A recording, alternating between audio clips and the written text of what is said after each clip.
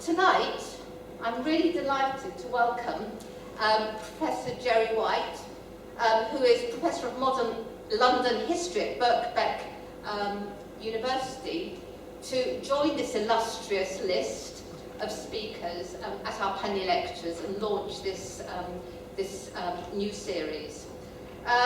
Professor Jerry White has been researching London history for over 40 years now, and his body of work includes his acclaimed trilogy on the history of modern London from 1700 to 2000.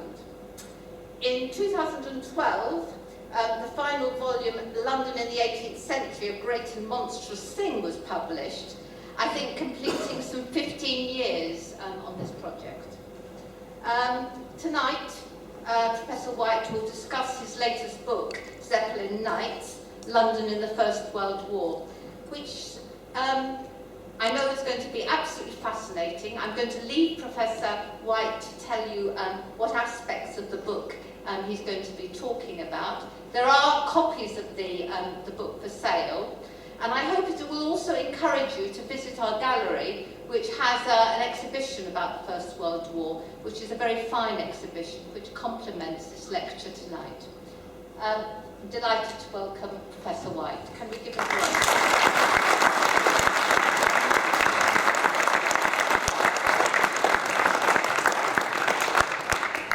Thank you very much indeed, Ella. It is indeed a very great honour to kick off this new series of Penny Lectures at Morley College. I was delighted to be asked.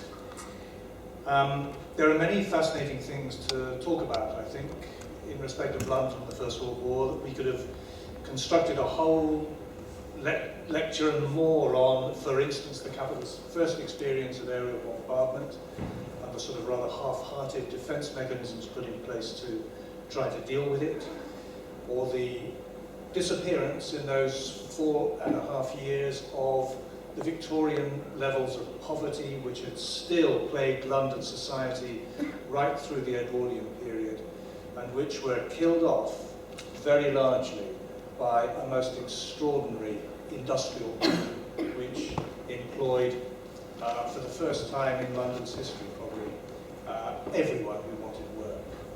Or we could have spoken about the huge drive towards munitions and aircraft production, which definitively shifted the economic balance of power of London from east to west during these years, or the hospitals and the ambulance trains, or the railway stations, and even the prostitution in the Waterloo Road, which figured so largely in some of the anxieties and hysteria of the Home Front, especially in 1917.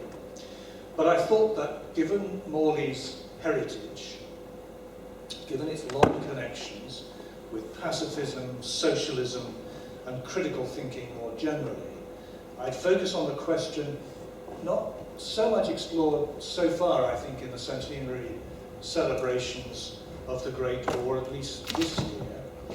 I'd focus on the question of dissent, of those varied people and organisations who from time to time found themselves at odds with the war's aims or methods. And I suppose I've done so with at least half a genuflection to the proud memory of Michael Tippett, a famous pacifist, of course, who was director of music here before, and I think just after the Second World War. This is a talk then about dissent and division opening up during the war, but there can be no doubt that the declaration of war by Britain against Germany and Austria on 4 August 1914 triggered a moment of extraordinary national unity. It was a huge healing mechanism for a very divided society. As is well known, Britain before August 1914 was facing a number of very divisive crises. In Ireland, a very violent civil war appeared to be on the cards. The women's suffrage movement, with its radical militant wing, had disrupted London life with extraordinary outrages of bomb attacks and goodness knows what for months before the declaration of war. And crucially, the class divide in Britain and indeed in London was expressed in terms of some long-standing, bitter industrial disputes, the largest of the time in the run-up to the First World War, a building lockout which had put tens of thousands of London building workers out of work. All of these divisions were the divisions where, as it were, what was absorbing people's minds right through the summer of 1914 until the very end of July. It was only from the very last few days of July that the threat of a European war really hit the consciousness of most people in London, particularly over the bank holiday weekend of 1 to 3 August. It was not clear, really, until the 3rd of August itself, that Britain was likely to be dragged into the war, although that seemed an increasing possibility on the 1st and the 2nd. And it was only really on the 2nd of August that the disparate components of an anti-war movement at last began to show their mettle in London. Hectic organisation had begun around 30 July when the newly formed Neutrality League opened an office in Whitehall with other peace bodies. The League organised a leafleting campaign that flooded their word Anti-War Rallies London. Anti-war rallies were organised in North London on the Saturday night and most famously in Trafalgar Square on Sunday afternoon, 2 August. Thousands attended, marches converging from every direction, from St George's in Circus, just down the road, the East India Docks in Poplar, from Kentish Town in the north, and Victoria in the west. The speakers included Keir Hardie, H.M. Hindman, Ben Tillett, and other leaders of the London Labour movement. There was a torrential thunderstorm, but the only trouble came from hilarious, excited young men who pushed their way through the crowd, waving their hats and sticks and singing Rule Britannia. The mood of Londoners remained ambivalent, though tilting to an acceptance that war involving Britain was more likely than not. That evening, Sunday evening, 2 August, after the Trafalgar Square demonstration, R.M. Fox, a socialist mechanical engineer from North London, spoke at a peace rally in Hyde Park. People were realising the gravity of the situation now, and they listened in intense silence while I pledged myself to do everything possible to oppose war. Suddenly, the high-pitched voice of a woman cut across the meeting. Are we to wait till the Germans murder us in our beds? A quiver passed through the crowd, as if a field of corn was shaken by the wind. It was the beginning of war panic. Next day, 3 August, Bank Holiday Monday, everything became clearer. Germany declared war on France, and the implications of its demand for a passage through Belgium began to sink in. The neutrality of Belgium had been guaranteed since 1839 by most European powers, including Prussia and Britain. A German invasion of Belgium, plainly not an aggressor in any continental struggle, seemed an affront to international decency.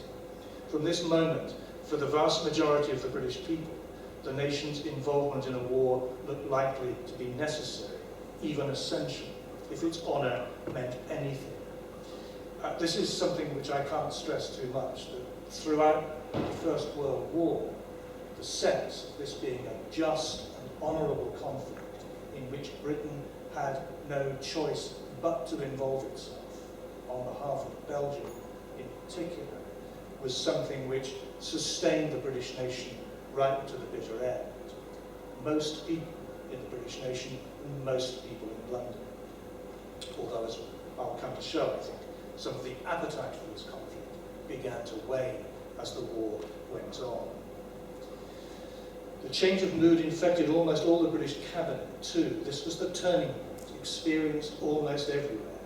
That day, a young London territorial soldier noted, the one topic is, are we coming in?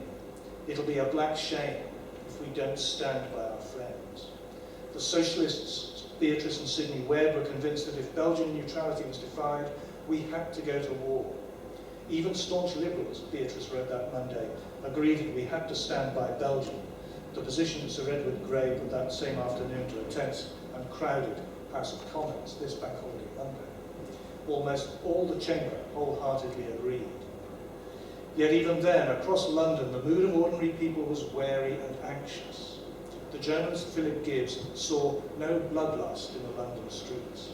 None of the old jingo spirit, which had inflamed great crowds before the Boer War, was visible now or found expression, he wrote. Even so, although leafleting continued in London by pacifists and neutrals, Englishmen, do your duty and keep your country out of a wicked and stupid war, the distributors got short shrift from the crowds. Next day, 4 August itself, all the great pre-existing divisions of the nation were healed, temporarily at least. It was a unity that generally stifled what limited anti-war mobilisation there had been. The declaration of war, of course, was 11 p.m. that night, at midnight, German time. There was rapid change in the attitudes of radical suffrage campaigners, for instance. Mrs. Emily Pankhurst and her daughter Christabel threw their considerable energy and organising power into the war effort. The last issue of the Suffragette newspaper was published on 7 August. It later became Britannia. And around the 15th, the Pankhursts announced that the militant campaign was at an end. Votes for women as an objective had not been forgotten, but would now be pursued by other means. The suffragettes' abandonment of militant campaigning trickled out in press notices from the middle of the month as staff, premises and whole organisations went over to war work of one form or another, famously, of course, sewing shirts for soldiers. Of less concern to the Londoners, the divisions in Ireland were quelled for a year and more with an outbreak of unity among most nationalists and unionists over the necessity for war and its vigorous prosecution. The new understanding of the national interest was also widely shared within the labour movement. It took many on either side of the class divide by surprise. This was the most transformative impact of all, I think. Almost overnight, many labour leaders abandoned the internationalism in which they had long been steeped, rejected transnational worker solidarity to prevent war as a utopian dream, and fell readily into martial step. The bulk of the labour movement became vociferously patriotic, the historian of the Labour Party tells us, and that was true for both industrial and political arms. Most of London's leading Labour figures, like Will Crooks in Woolwich, Will Thorne in West Ham, Robert Blatchford of the Clarion, the veteran former Marxist H.H. Heinemann, Ben Tillett of the Transport Workers, who had been on the platform with Heinemann on the anti-war demonstration just on 2 August. Jimmy Thomas of the Railwaymen and others became active on the recruitment platforms, trying to drum up members of their union to adorn khaki. It proved easier for labour men to go along with the war than for pacifists. The outbreak of war was a terrible blow to the peace groups in London. Their morale was shattered, their ranks thinned, their message was everywhere unpalatable, but they never gave up altogether. Of the working class groups, most active were the Herald Leagues, networks of socialists selling the Daily Herald, the paper most associated with George Lansbury, the staunchly pacifist and suffragist former MP for Burn-Clonmel, he hadn't been re-elected in the general election before the war. The Leagues had been in existence since 1912, but in the week before the war, new groups had formed to spread an internationalist message of peace. These generally wilted and died away with the shock of 4 August. The most resilient was the North London Herald League, which continued to campaign against the war at open-air meetings in Finsbury Park or nearby. Sunday after Sunday, the only organisation to do so in London through 1914. But even the Herald suffered. Its circulation fell so sharply that about a month after war was declared, it moved to weekly circulation, the anti-war message being broadly unpalatable. The militant Socialist Independent Labour Party, ILP, tried hardest to keep internationalism alive and generally opposed the war, contrary to the position of the large majority of Labour MPs and activists. The ILP's anti-war opposition was led by Keir Hardie, who died in 1915, and Ramsay MacDonald, both well known in London, though not at this time metropolitan MPs. The party's grassroots membership seems to have organised little collective anti-war activity in London for the remainder of 1914. Individual socialists were, however, brave enough to oppose the war in public. 2 Shoreditch borough councillors were arrested and charged with insulting words and behaviour at a street meeting in Hoxton and bound over in October 1914, for instance. Among middle-class pacifist organisations, the Neutrality League continued to leaflet for a time after 5 August, but then quickly collapsed. The great majority sharing in the bellicose national unity that had kicked in on 4 August included the churches, almost all denominations and sects, and almost all clergy. In the days before war, many had played a part in the London peace movement, but they seemed to have apostatized with an easy conscience. Even the Quakers wavered before reaffirming their historic pacifist allegiance. When they did, they suffered many defections as a consequence. Elsewhere, from virtually every pulpit, congregations were told of their Christian duty to wage war and pray for the victory of our arms with a clear conscience. I'm quoting various sermons. War is allowed by God in the working out of his plan, the rector of St. Peter's, Walworth, confidently affirmed on Sunday, 9 August, and many other comforting formulations were marshalled to convince Christians that killing was no murder. Some went further. The rector of St. Matthew's, Brixton, had the church's prayer books recovered in khaki and used the crypt as a rifle range. Exceptions among the clergy appear to have been very few. Perhaps because of this, they suffered all the pains of anathema. The case of the Reverend K. Dunn, pastor of the Manor Chapel, Southwark Park Road, Bermondsey, became a local sensation in early September 1914. At that time, the papers everywhere were filled with news of German atrocities, real and imagined, many of them real, of course, in Belgium. It was not a good time for the Reverend Dunn to publish his monthly newsletter, reflecting on his return from holidaying in Germany just before war was declared. What a delightful people the Germans are. How kind to the stranger, how human, how cousinly, how Christian, with rather too much of the same. His musings were greeted in working-class Bermondsey with what the South London press coyly called considerable indignation. Tempers boiled over when Dunn tried to speak against the war at an open-air prayer meeting near his chapel on Friday night, 11 September. A large and angry crowd threatened to overturn the rostrum when Dr. Alfred Salter, a local general practitioner and IARC activist who also opposed the war, tried to bring peace to this tiny corner of southeast London. Salter was well known and widely respected locally. "Dear friends," he began. "You ain't got no friends here," shouted a man in the crowd. Salter stepped aside and the rostrum was overturned, Dunn's harmonium thrown down, and Dunn himself severely mauled. Their women supporters did their best to protect him. Eventually he was forced by a perfect hurricane of missiles to flee home to the chapel. His windows were broken and other damage done of a serious nature. Dunn was forced to leave the district. For numerous reasons, recruitment, still of course voluntary at the beginning of the war, was robust in London.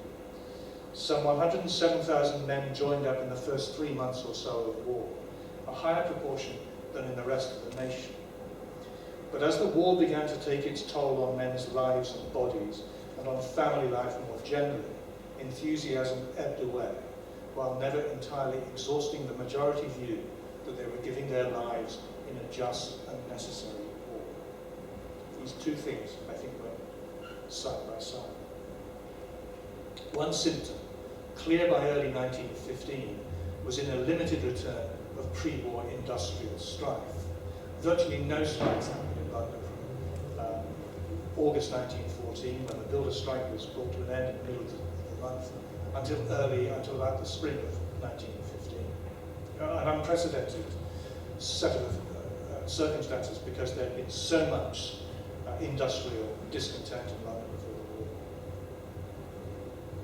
The rising cost of food and other necessities, and long hours of high-pressured labour in many industries, failed to secure adequate reward in the eyes of many workers and their trade unions. Pay claims bombarded employers in both private and public sectors. In London, the worst disruption was caused by a strike over pay and conditions on the LCC's tramways that began to shut down the network from 14 May. Trams, of course, the universal mode of transport of London's working men. There were serious repercussions in Woolwich, dependent on the tramway network, where munition workers depended almost entirely on the trams for their journey to work. Much patriotic pressure was brought to bear on the strikers, many of whom drifted back. The LCC sacked strikers of military age, so I suppose at this time people would give them white feathers so that they would be forced to join up. And many men drifted back to work. Even so, by 1 June, the LCC conceded the main pay demands, and the strikers returned to work, though the position of sacked men was still unresolved. It was around this time, too, that ominous signs of disaffection began to appear in the Metropolitan Police. 3 Greenwich PCs were fined by the Police Commissioner for recruiting to, quotes, an unauthorised association styling itself the National Union of Police and Prison Officers. We'll come back to this at the end. Another symptom of waning enthusiasm was felt where it hurt most. The war's demand for young men was now insatiable. After the many reverses and great losses of 1915, the battles of Neuve-Chapelle and Luz in particular hit London territorial regiments particularly hard.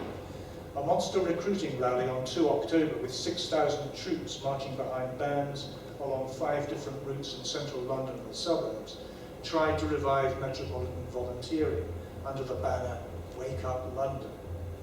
The weather was grey and damp, and Michael McDonough, in his article for the Times, confessed that the immediate results of the rally in the recruiting stations were meagre.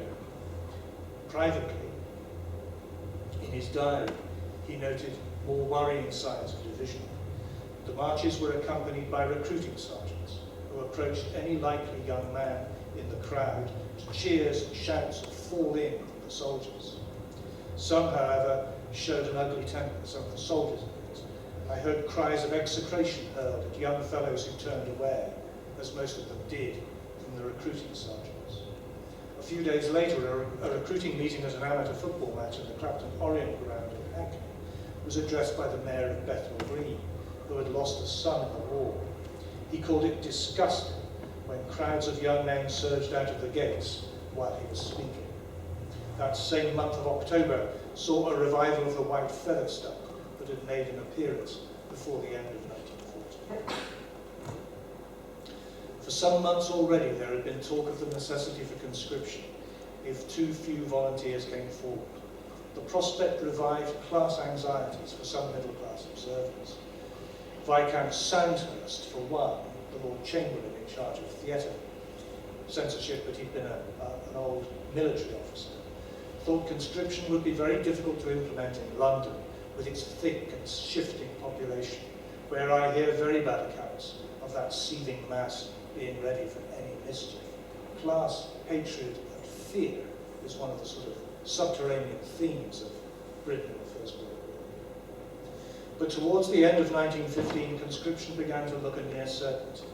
In August, a national register was made up of all men aged between 15 and 65 not serving in the forces. In late October, Lord Derby, in charge of recruiting, introduced a scheme for men not employed in essential war work to attest their readiness to serve in the forces if called upon. The threat of forcible enlistment, should insufficient men come forward, could hardly have been plainer. The emerging shift from a war fought by volunteers to one fought by pressed men now revived the anti-war dissent that had stayed quiet, or nearly so, since August 1914. Anti-conscription provided a broader platform for criticism than pacifism or international socialism. It made it easier to mobilise public feeling in London to question, if not openly oppose the war, by the end of 1915.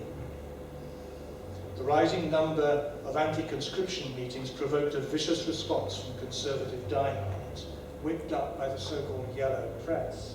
The Daily Express, with R.D. Blumenfeld as editor, publicising meetings of organisations like the Union of Democratic Control and other groups as an incitement to direct action by patrons. There's no question that they advertised these meetings in order to get people to go there and break them up. A UDC meeting at the Memorial Hall, Farringdon Street, at the end of November was broken up with violence, and so was one in Ilford a week or two later, where Ramsay MacDonald was a speaker. The question, though, was settled in early 1916. Conscription, the forced enlistment of eligible men of military age, came in with the new year. This would no longer be a war of volunteers, but of men who had no choice but to fight. The first military service bill was introduced in the House of Commons on 5 January 1916 and in force by 10 February, calling up all single men between the ages of 19 and 30 that March.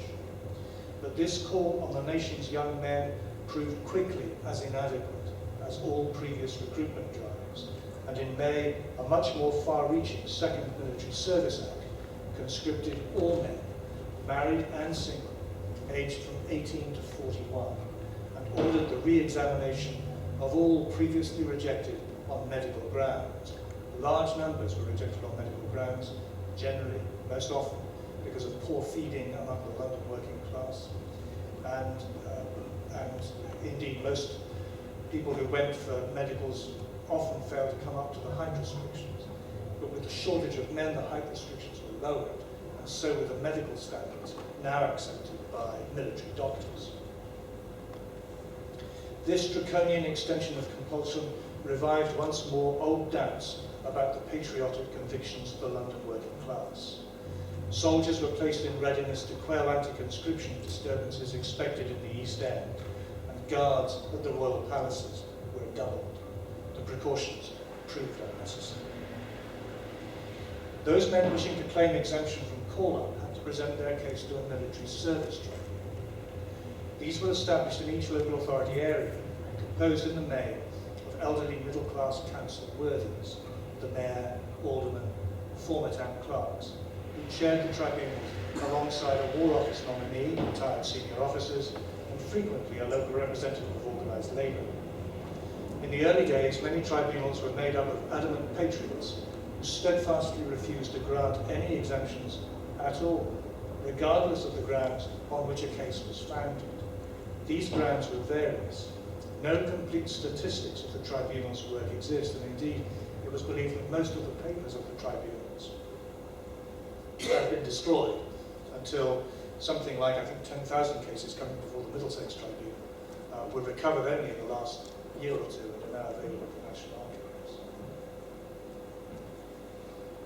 It seems likely that 8 out of 10 applications were based on domestic grounds or for essential reasons of employment, equally split, with another 10% a combination of the two. I'm looking after my widowed mother and I'm running the shop, and if I go, then there's no one to run the shop. My mother starves. Just 1 or 2% claimed exemption because of a conscientious objection to war, mainly based on religious scruples opposing all war, or socialist objections to this capitalist war in particular. Most of the thousands of applicants, and the fact that the 10,000 cases have been recovered in Middlesex just shows how many applicants for exemption there were from conscription. Most applicants in the early weeks of the tribunals found themselves talking to a brick wall. The military representative at the Chelsea Tribunal reportedly dismissed one conscientious objector with the words, "You cur, you ought to be whipped round the streets." But as experience grew, even the war dissenters received a measured, if rarely sympathetic hearing. Efforts were generally made to accommodate them in work at least removed from the mechanics of killing, while still contributing generally to the war effort. Walter Southgate, a socialist founder member of the National Union of Clerks, had his conscientious objection accepted at Stratford Tribunal and was sent to labour in the potato fields at Dagenham Marshes. Similarly, Herbert Morrison, secretary of the London Labour Party, whose blind right eye could anyway have secured him medical exemption, appealed to the Wandsworth Tribunal as a conscientious objector and was directed to work on the land at Letchworth in Hertfordshire, where he absorbed himself in his party duties and in making a detailed study of London history, time well spent. Those who refused these alternatives, or who were not offered them while still refusing to fight, had a much harder time, spending much of the rest of their war in prison. Stephen Hobhouse refused the Shoreditch Tribunal's offer of service in the Quaker ambulance unit as entirely unacceptable. He was arrested and sent to the 10th City of London Regiment, the Hackney Rifles, where his non-cooperation landed him in Wormwood Scrubs on hard labour. R.M. Fox, the socialist engineer and anti-war campaigner, had his conscientious objection rejected by a North London tribunal, and after court-martial at Mill Hill Barracks, served 2 years hard labour in Wandsworth and Brixton prisons. Fenner Brockway took a similar route to Wormwood Scrubs and Walton Jail in Liverpool, and was only freed some 5 months after the end of the war. These men weren't alone. Brockway reckoned that by July 1916, some 19 members of Bermondsey ILP were in prison, and the number grew as older men were called up. Despite the loss through banishment or imprisonment of these leading cadres of the anti-war opposition, the dissent that had begun to show itself at the end of 1915 over the threat of conscription redoubled with its arrival. It began to develop too into a movement for a negotiated peace, and just as at the end of 1915, the anti-war campaigners provoked a violent collective reaction by patriots. The campaigners themselves weren't helped by their own internal differences. The socialist organisations were a world apart from genteel liberal opponents of conscription on the one hand and Christian pacifists like the Quakers on the other. All, though, took bravely to the field on their chosen terrain. The British Socialist Party opposed the war at the traditional street meeting pitches of Leighton Road in Kentish Town, King Street in Camden Town, and in Regent's Park on Parliament Hill at Hampstead Heath. These traditional street corner meeting places had grown up in London from the end of the 19th century and were still very much a part of London life into the 1940s.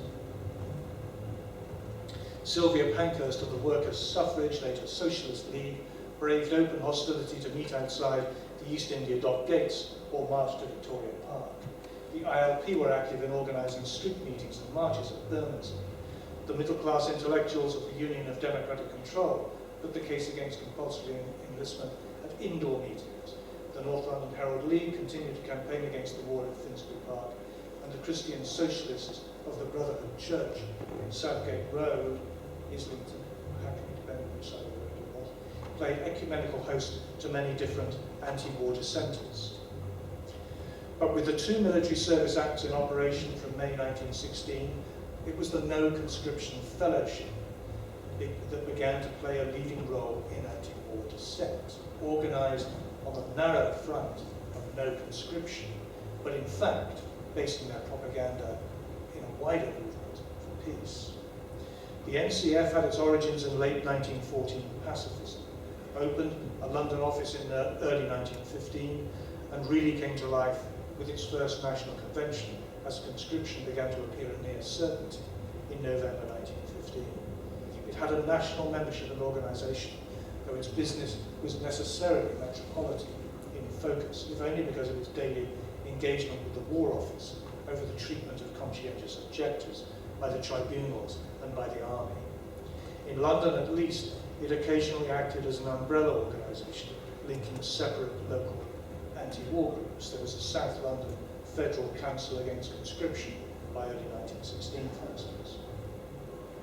The NCF was never suppressed by the authorities, though its publication, The Tribunal, was shut down, its printing presses seized, and many members were arrested and imprisoned as the war went on. But it lived in the shadow of suppression, such that it had a secret duplicate organisation ready across the nation in the event of government moving against it. These were dramatic times. The NCF and the other dissenting organisations in London lived in interesting times in those first months of conscription in early 1916.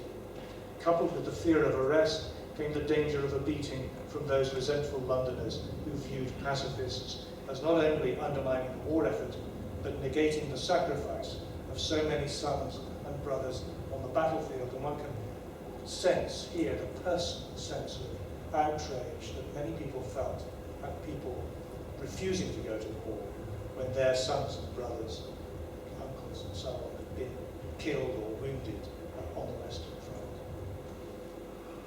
Public meetings in the parks were broken up by hostile crowds. Street speakers were hustled and silenced. Meetings were cancelled when local authorities and others discovered that their rooms were to be used by pacifists. It was said that men and women leaving NCF meetings were roughly handled, pelted with stones and struck on the head with sticks. The police, metropolitan and city, were accused of joining in the abusive language and doing nothing to protect the dissenters from violence. Free fights broke out on the floor of the Brotherhood Church, the opposition frequently led by soldiers in uniform and on leave, there to give the pacifists a bashing. Most famously of all, at an anti-conscription march and rally in Trafalgar Square on 8 April 1916, the plinth was stormed by Anzac soldiers, Australians and New Zealanders, mostly Australian. The speakers were unceremoniously bundled, women and men alike, to the ground.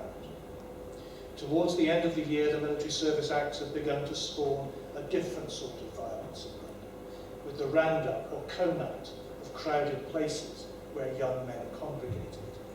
These were carried out by the police and the military, the latter seeking inappropriately to impose an unwanted discipline on the civilian Londoner, and frequently, by all accounts, overstepping the mark. At the Chiswick Empire Music Hall in September 1916, for instance, army officers took the stage at the end of the performance and ordered all men of military age, broadly interpreted, to remain behind while their call-up papers and exemption certificates were checked. An entirely unnecessary roughness was shown by some of the army officers in cross-examining perfectly innocent persons while the police behaved with consideration and courtesy. That same month, a roundup at the Ring, the South London boxing venue at Blackfriars Road, led to exciting chases over the Southwark rooftops. And in November, a raid said to involve police and 200 soldiers on a Soho working men's club led to complaints of watches, rings and other valuables being pocketed by the military. It was around this time that the production of false exemption and medical certificates became a prosperous and ingenious backstreet industry in London. The forging of these certificates became quite a way of life, I think, in some parts of the East End and South London. Another division reopened in British unity during the course of 1916. Conscription was not applied to Ireland for fear of a nationalist backlash, though volunteering had continued across the nation, especially in the north. But the nationalist spirit had not been quenched. The Easter Rising in Dublin came as a shock to the superstructure of wartime unity created in August 1914. There were repercussions in London with raids on the Gaelic League's London premises in May and on Irish clubs in Hackney and elsewhere in July and August. That same month, Sir Roger Casement was hanged for treason at Pentonville Prison. He had been convicted for organising an Irish brigade in Germany to fight among British prisoners of war, to fight for the Kaiser and trying to run German guns to Ireland. The dissent that began confidently to express itself in 1916 was enormously strengthened during 1917 by events both domestic and foreign. It showed itself first in the industrial unrest that shook country and government in the spring of 1917. By May, food prices were almost exactly twice what they had been in July 1914, and they continued to rise until they peaked at 106% in September. The various shortages and uneven supply added to the discontent, and with it all went a feeling that some at least of the price rises were due not to genuine difficulty in securing supplies, but to profiteering, a word assuming large importance during the year. With wage rates generally failing to keep pace with this rise in the cost of living, many workers agitated for more pay and struck work when they didn't get it. The London bus workers came out in May for changes to union recognition and a rise in pay. For 3 days, London was virtually out of buses. We were facing a bus strike, I think, over the weekend. Any travelling is done by underground. Imagine the crush there, one diarist complained. After government intervention, the strikers went back on the promise of an industrial conference and consideration of the pay claim as a war bonus. More worryingly for government, unofficial strikes of munition workers in Lancashire spread all over the north of England and then to the London munition-making districts. Wage rates were one important grievance, and so were threats by management to withdraw exemption certificates from military service for men not considered to be pulling their weight. There were strikes of skilled engineers in Crayford, Erith, that's the Vickers machine gun works, and shell-making factories, and chiefly Woolwich, the great armaments factory, bringing out where there were 75,000 workers in 1970, bringing out thousands of workers who, though not on strike, depended on toolmakers to keep their machines running. 8 of the strikers' leading shop stewards were arrested under the Defence of the Realm Act and brought to Bow Street, where they were remanded in Brixton Prison. And there were police raids subsequently on trade union premises in London. Under this formidable pressure, the strike was settled and the men returned to work with a promise of no further victimisation. Even so, when the Minister of Munitions and the General in charge of the Armed Forces went to Woolwich to talk to men, they found some difficulties. I'll come on to say it. Government inquiries into the causes of industrial unrest this spring made worrying reading. The inquiry into London and the South East concluded that the unrest is real, widespread, and in some directions extreme, and such as to constitute a national danger unless dealt with promptly and effectively. We are at this moment within view of a possible social upheaval, or at least extensive and manifold strikes. The cracks have really begun to show then in this unity which had been forged overnight in August 1914. There were deeper anxieties for government that spring and early summer of 1917 that perhaps made industrial unrest, at least in London, seem more threatening than it really was. The pressures of war had begun to have a destabilizing impact on the social and political system of competent nations, and one victim had already fallen. News of the First Russian Revolution and the abdication of the Tsar reached London on 16 March. It gave heart not just to British Democrats, but to all those who opposed the war and its continuation. On 31 March, a vast rally at the Royal Albert Hall to rejoice over the revolution was filled with an audience of nearly 12,000. A further 5,000 were turned away at the doors. The revolution was fancifully seen by many in authority to be irritating, if not directly causing, the industrial unrest that spring. Yet, while there were more than enough domestic provocations for industrial strife, it's clear that the Russian experience was one buttress of working-class self-confidence after March 1917. When the Ministry of Munitions went to talk to munitions workers at Woolwich, to a meeting of 2,000, they were greeted by a chorus of the red flag. But the revolution proved a two-edged sickle. Fears of communism and of importing the social and political anarchy prevailing in Russia provided a shot of adrenaline to powerful forces among the die-hard patriots and their supporters. A peace procession at Victoria Park in April was broken up with great violence and considerable bloodletting, with Australian soldiers, vigorous fighters on the pro-war side. Whenever there was trouble in London, there was an Australian soldier in the middle. In late June, a debate in Finsbury Park between Harold Lee and Havelock Wilson, the Seamen's Union leader and a fanatical spokesman for the pro-war faction of the Trades Union Congress, saw the pacifists swept bodily from the park. The forces against them were spearheaded by 200 torpedoed sailors, a lot of merchant sailors were being shipwrecked at this time, brought from merchant ships in the port of London by Captain Edward Tupper, Wilson's henchman in the Union. After that, I sent men Sunday after Sunday to disrupt the pacifist gatherings at Finsbury Park and elsewhere. Tupper boasted years later. The seamen became the national champions against pacifism. Pro-war politics was also bolstered by a new grouping on the far right. This was the National Party, formed at a Queen's Hall meeting that August and led by never-endians or those who wanted abject surrender of Germany as a war. Diehards like Lord Charles Beresford, General Page Croft, noted Puritan and Havelock Wilson the Simmons. It says much for the resilience of the peace movement in London that its meetings and propaganda continued throughout the war, the year, of 1917, despite intolerable levels of violence, including an attempt to set the Brotherhood Church in Southgate Road on fire when a meeting was in progress there too. And a month later, in the aftermath of Lenin's Bolshevik coup in Russia, and amid growing fears of revolutionary influence paid for by the same German gold that had helped bring Lenin to Petrograd, a state crackdown on pacifist headquarters in London led to extensive police raids and arrests. More than a dozen London organisations were raided under the Defence of the Realm Act, including the Conscription Fellowship, that's when their printing press was seized, the National Council of Civil Liberties, and even the Indian Home Rule League. Any organisation which was against Britain, against the war, was vulnerable at this point. The repression by the authorities on the one hand, and the violence meted out to dissenters in the streets and parks of London on the other, undoubtedly took its toll and helped mute protests during the second half of 1917, and into the final year of the war.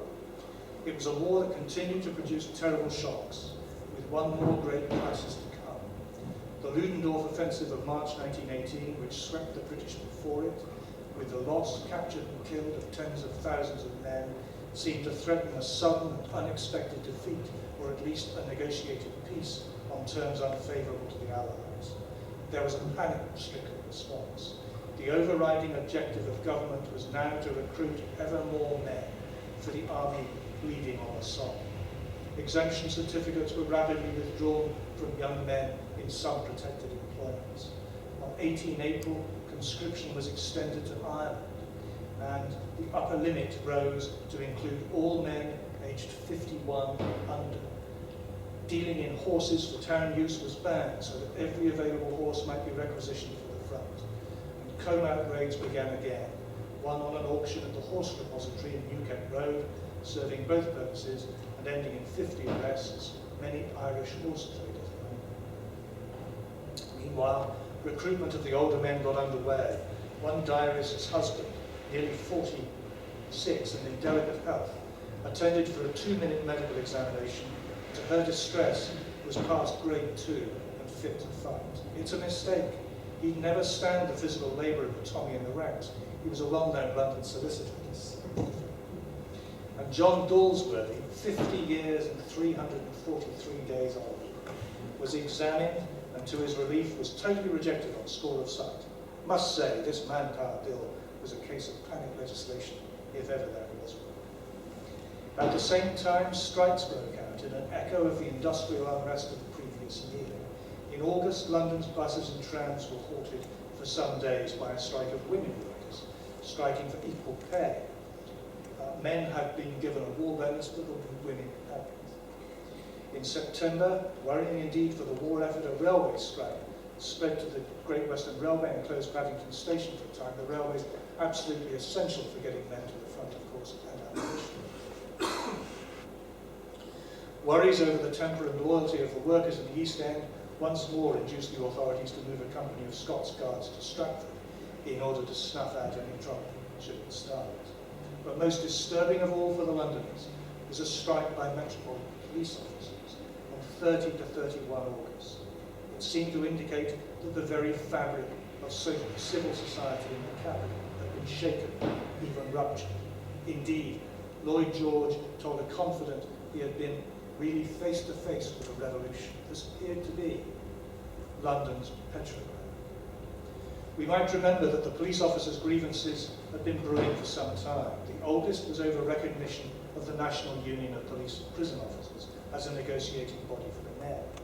Sir Edward Henry, the Metropolitan Police Commissioner, a former Indian civil servant, had outlawed it since the war, and in 1916 some officers were dismissed when it was discovered they were members. The immediate linked cause was pay. Linked because the men argued that if they had a union, then their pay would never have dragged so far behind the cost of living, as indeed it had. There was a third but subsidiary grievance over the inadequate pensions given to the widows of men dying in service. This last complaint had Henry's sympathy, and he was pressing the Home Office to take action that August. But the first claim for trade union recognition was anathema to him as entirely inappropriate and enforced under something close to military discipline. And the the second, increased wages, he shelved, worried it would get in the way of a rise in pensions. This last was a fatal error. Had the demand for improved pay been heeded, it's inconceivable that a strike over union recognition alone could ever have been enacted. The strike began at just after midnight on Friday, 30 August. Police stations next morning were frequently surrounded by cheering strikers and found themselves with just 1 or 2 PCs to deploy. Some areas, like the Tower Bridge Police Stations district in Southwark, a notoriously tough district, had not a single officer to put on the street. When the Star, a popular London evening paper, sent a reporter into the West End, he came across just one policeman. Later in the day, City of London police officers joined their metropolitan colleagues on strike. Soldiers in the tin hats of active service and bearing rifles with fixed bayonets were called in to guard government offices where policemen had formerly stood. The strike went on until 31 August, Saturday. After a meeting with the strikers' representatives with the Prime Minister convened at his urgent request on the Saturday afternoon, the men were quickly granted their pay rise and promised a negotiating machinery which in the event fell short of union recognition. There had been an amazingly calm response by the London public during the absence of police on the street. Some looting was noted.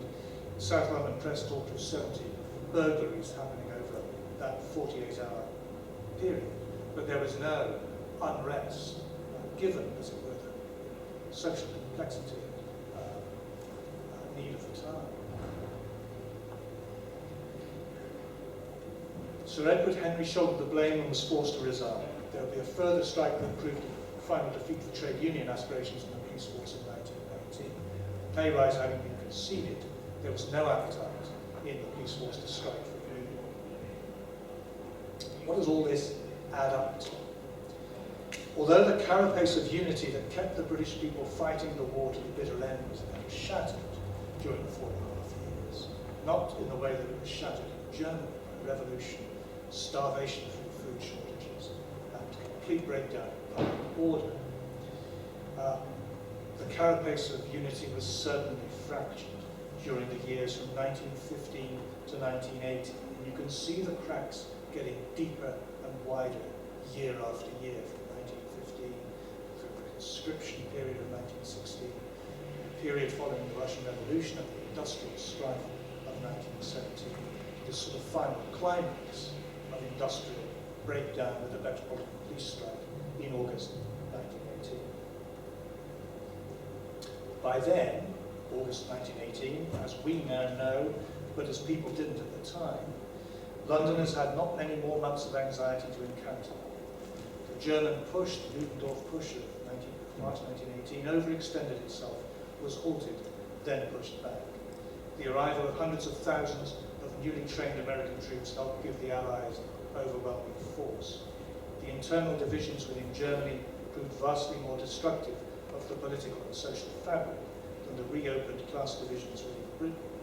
And the armistice, founded on Germany's abject surrender, followed on 11 November 1918.